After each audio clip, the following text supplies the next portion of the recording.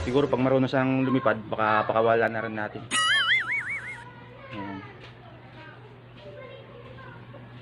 Napakain po natin ay saging mga idol. Dinalok. Loko naman din.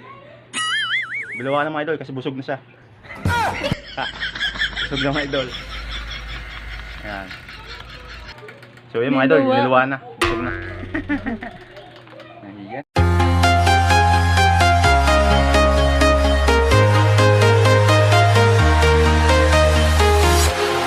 Walking alone, the streets are empty.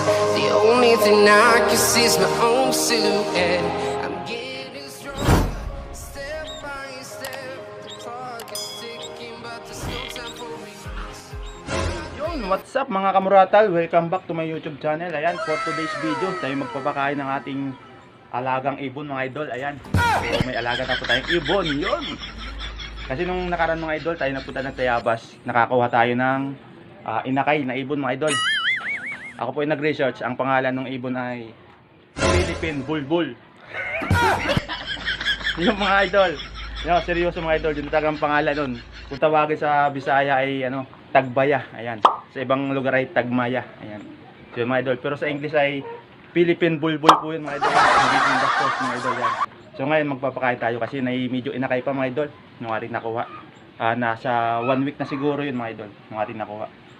Ayan, yung ating ginawang kulungan na plastic fruit tray mga idol. Ayan, may laman na siyang ibon. So tara mga idol, let's go.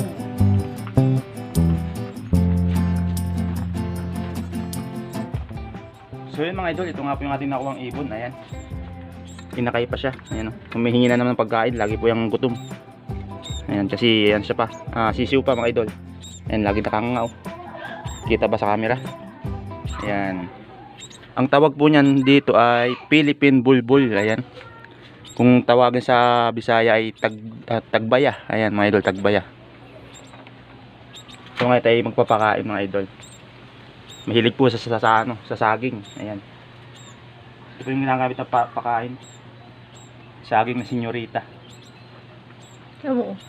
Ito mga idol, nasa ano siya? Nasa 1 week na siguro yan mga idol. Ano man, 1 week na yan ano? 1 week na po siya. Pakain lang ay saging. Ayan o. Subo-subo lang.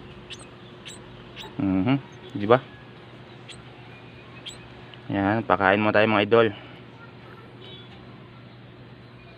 Pakainin mo natin yung ibon, laging gutom.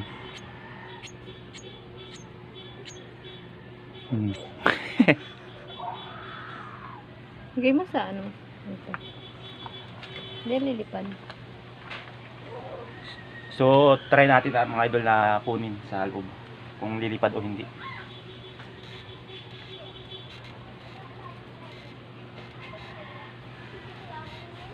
Ayan. Pag siya lumipad, bahala na siya.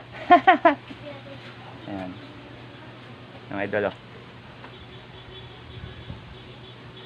Tapos atin lang sinusubuan. Ayan. Sinusubuan lang po natin. Oh. Lagi siyang gutom. Pero siya po ay nakakalipad na. Kulang na siya sa buntot. Hindi pa masyadong nakakaba yung buntot niya. Ayan. Kasi nung kayo naghahanap mga idol ng kasi mga idol, nung naghahanap ng niyog, ayan, nakita ko siya. Bumagsak. Kasi hindi pa siya masyadong marunong lumipad. Kaya kinuha po natin. Ayan. Kamukha mo na yung ibon. Siguro pag marunong siyang lumipad, baka pakawala na rin natin. Ayan. Napakain po natin ay saging mga idol. Dinalok. Loko naman din. Bilawa na mga idol kasi busog na siya. Busog na mga idol. Ayan. So yun mga idol, bilawa na. Busog na. Ayan. Ito ang ating ibon mga idol. Ayan. Lagi siyang inaantok.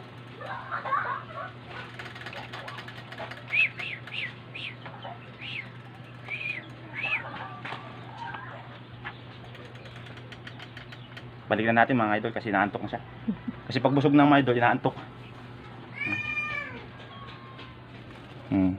Diba? Bye, bird. Antayin lang po natin na humaba yung kanyang buntot bago natin siya i-release kung siya ay makakalipad na. Hanggat di pa siya nakakalipad, alagaan muna natin mga idol kasi baka madaanan ng uwak. Ay sayang, Ayan ka. kakainin ng uwak yan. So yun, mga idol, okay na. Tayo magpinaw na lang ng nilaban. So yun mga idol, akin lang isinare sa inyo yung ating ibon kasi yung ating ginawang kulungan na gamit ang plastic fruit tray ay may laman na. Pero yan po ay papakuwalan din natin kapag yung siya ay marunong lang lumipad mga idol. Ayan, bubulol-bulol pa. Ayan, medyo maingay yung ating pinto. Ayan, i-release po natin yan kapag marunong nang lumipad. Ayan, hindi pa siya marunong lumipad, dito muna sa loob ng kulungan kasi baka madaanan ng mga malalaking ibon, kakainin po yan o kaya ng pusa. Ayan. So yun mga idol, maraming salamat po sa inyong panonood sa aking video. Ayan, at yung ikaw napadaan lang dito sa aking YouTube channel idol, inaanyayahan po kita na pindutin ang subscribe button, ayan, may baba, at pahit na rin po ng notification bell para lagi kang maging updated sa mga bago ko pang i-upload na video. Ayan. So yun mga idol, maraming salamat. Ayos.